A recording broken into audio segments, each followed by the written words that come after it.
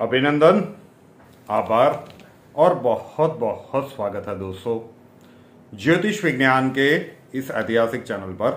और मैं हूं आप सबका एस्ट्रो दोस्त रुपेन आर शाह। 2025 का वर्ष आप सभी के लिए कैसा जाएगा, एनुअल प्रेडिक्शन की सीरीज चंद्र राशि के ऊपर से।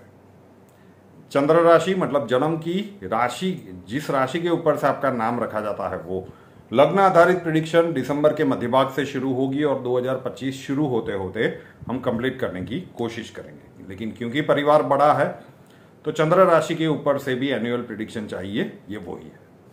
अगर आपके जन्मांक में, लग्न कुंडली में चंद्रमा जिस भी खाने में है उस खाने में अगर 4 नंबर लिखा हुआ है, जहां पे चंद्रमा स्थित है, बैठा हुआ है, वहां पे अगर 4 नंबर लिखा हुआ है मतलब आपकी कर्क राशि हुई।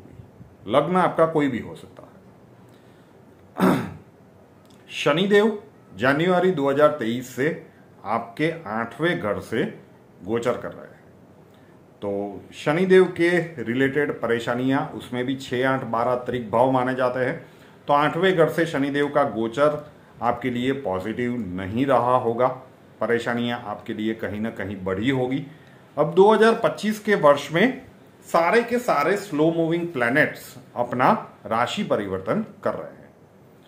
देवगुरु बृहस्पति मई के मध्य भाग में 14 मई को, 18 मई को राहु और केतु, और शनिदेव 29 मार्च को।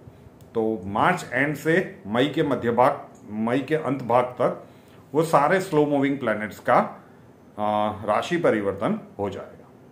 तो उसमें से शनिदेव 8वें घर से निकल के भाग्यस्थान में चले जाएंगे, ये आपके लिए पॉजिटिव है। लेकिन देवगुरु बृहस्पति आपके 12वें घर में जाएंगे जब उनका ट्रांजिट मिथुन राशि में होगा, तो ये आपके लिए नेगेटिव है। और उसी प्रकार से राहु आपके 8th हाउस में आएंगे, तो सामने केतु आपके 2nd हाउस में जाएंगे। 8वें घर का राहु का गोचर आने वाले 1.5 वर्षों के लिए वहीं रहेगा, अच्छा नहीं माना जाता। और केतु डिटैचमेंट करवाता है, और वो कहाँ पे बैठेगा, वो आपके 2nd हाउस में बैठेगा, मतलब फाइनेंसिस, फैमिली और स्पीच के घर में बैठेगा। तो 2025 का वर्ष आपके लिए पॉजिटिव तो नहीं कह सकते। अलग अलग सेक्टर्स में जान लेते हैं। सबसे पहले हेल्थ सेक्टर। हेल्थ सेक्टर में आपको कॉशियस रहना पड़ेगा। अभी नवंबर के मध्य भाग के आसपास ये वीडियो शूट हो रहा है। दिसंबर के अंत भाग से क्रिसमस के आसपास का समय कह लीजिए, 25 दिसंबर के आसपास से जनवरी के एंड तक, तो मतलब जनवरी का महीना आपको थोड़ी सी स्वास्थ्य के संदर्भ में विशेष सावधानी रखनी चाहिए। उसके बाद फरवरी, मार्च, अप्रैल तब तक स्थितियां थोड़ी सी ठीक रहेगी। लेकिन मध्य भाग में, मई के मध्य भाग में 14 मई को जैसे देवगुरु 12वें घर में चले जाएंगे, जीव कारक तत्व है, और 18 मई को राहु 8वें घर में चले जाएंगे। तो अगर आपके व्यक्तिगत जन्मांक में भी शनि राहु की पीड़ा है तो फिर राहु के 8वें घर का बंधन योग और देवगुरु बृहस्पति का 12वें घर में जाना, ये कहीं ना कहीं आपको 2025 के 2nd हाफ में ज्यादा कॉशियस रहने की ओर निर्देश दे रहा है।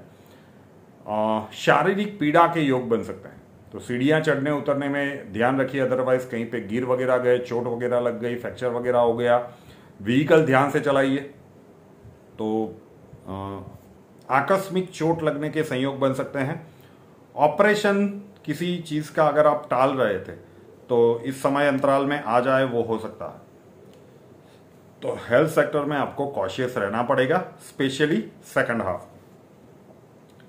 आर्थिक दृष्टिकोण से बात करें तो आर्थिक दृष्टिकोण से शुरुआती कुछ महीने आपके लिए पॉजिटिव है। जो भी आपके महत्वपूर्ण कार्य है वो जब तक देवगुरु बृहस्पति वृषभ राशि में चल रहे हैं तब तक उन्हें निपटा दीजिए, क्योंकि मई के मध्य भाग के बाद ये 12वें घर में जाएंगे। 12वें घर का देवगुरु बृहस्पति ये आकस्मिक खर्चे करवाता है।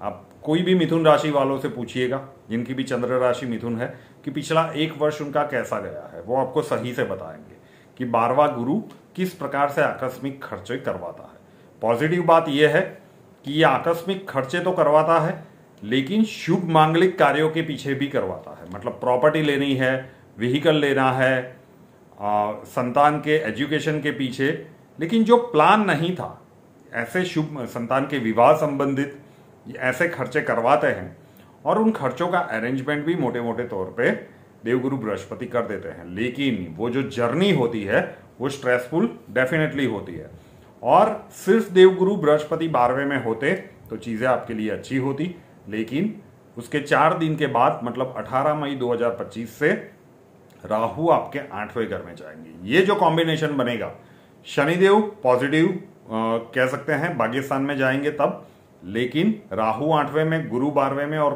केतु 2nd में। तो ये आपको फाइनेंशियल मैनेजमेंट एकदम सुचारू रूप से करके चलना पड़ेगा। बड़ा इन्वेस्टमेंट करने के लिए अगर आप बड़ी लोन लेने की सोच रहे हो, रुक जाइए। अगर आपके पास लिक्विडिटी है 50% या अबोव 50%, तो फिर आप लोन के लिए सोच सकते हैं, अदरवाइज शांति के साथ ये वर्ष निकाल दीजिए। कैरियर प्रोस्पेक्ट्स में बात करते हैं।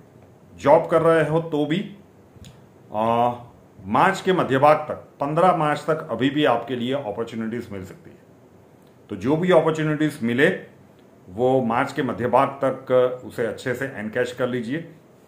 उसके बाद 29 मार्च से लेकर 18 मई तक का जो समय है, ये 2025 के वर्ष का कैरियर प्रोस्पेक्ट्स में सबसे ज्यादा क्रिटिकल समय कह सकते हैं। जो लोग स्पेशली जॉब कर रहे हैं, आपके विरुद्ध किसी प्रकार के गुप्त षड्यंत्र का खुलासा चल रहा है और आपके संज्ञान में आए, आपके कलीग्स के साथ, सुपीरियर्स के साथ छोटी सी ही बात में मिसअंडरस्टैंडिंग और वैचारिक मतभेद हो जाए, किसी प्रकार का मिथ्या आरोप आपके ऊपर लगाया जाए, ऐसे घटनाक्रम उस समय अंतराल में बन सकते हैं। और स्वास्थ्य के कुछ एडवर्स इफेक्ट के कारण भी आप कॉन्सेंट्रेट न कर पाए अपने पोटेंशियल के हिसाब से, ये भी हो सकता है।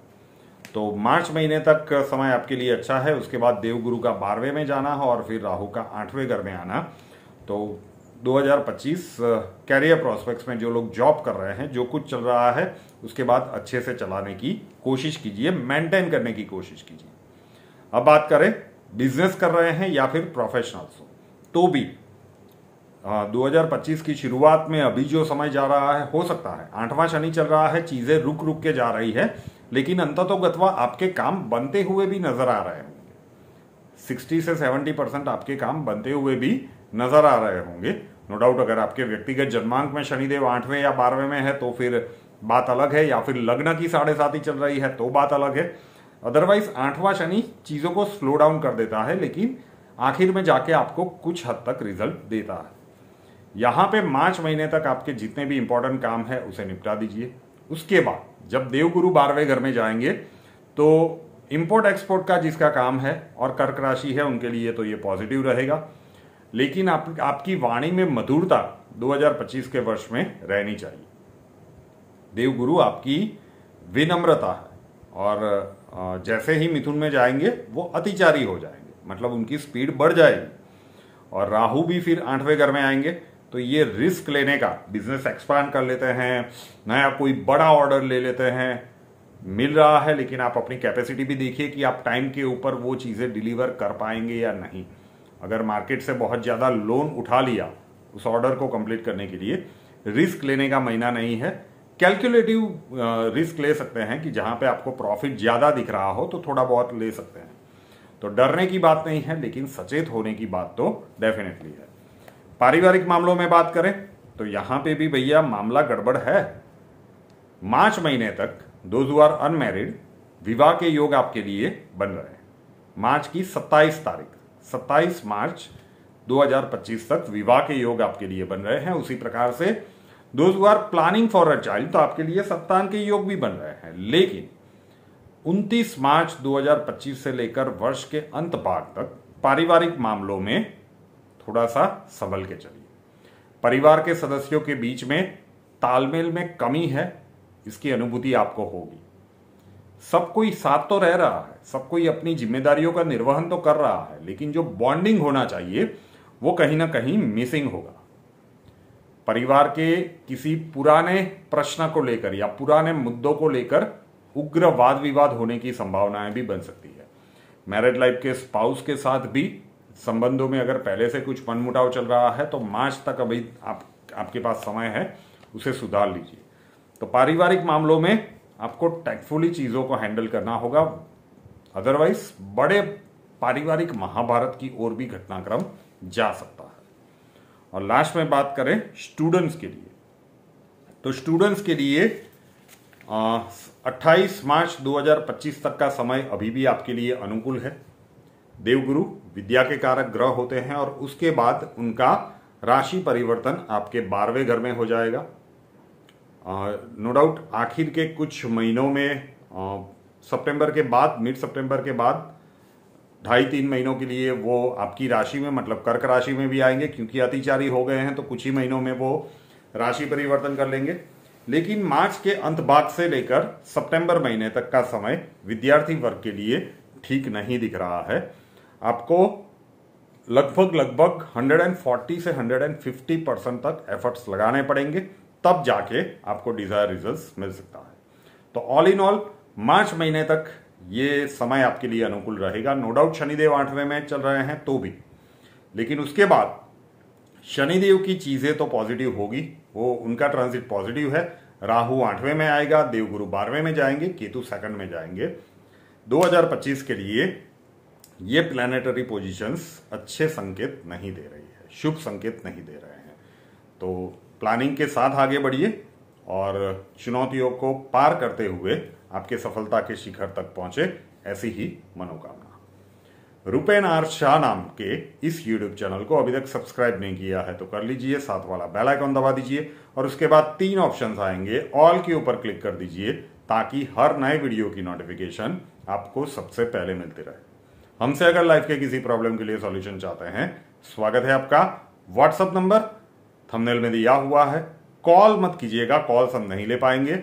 अपना नाम, बर्थ डिटेल्स और प्रॉब्लम्स डिटेल्स के साथ व्हाट्सएप नंबर 9714443110 9714443110 उसके ऊपर लिख दीजिए। अक्षय जी आपको वहां पे मिलेंगे, प्रोसीजर वहां पे समझा दिया जाएगा। नए वीडियो के साथ फिर मिलेंगे। जय हिंद।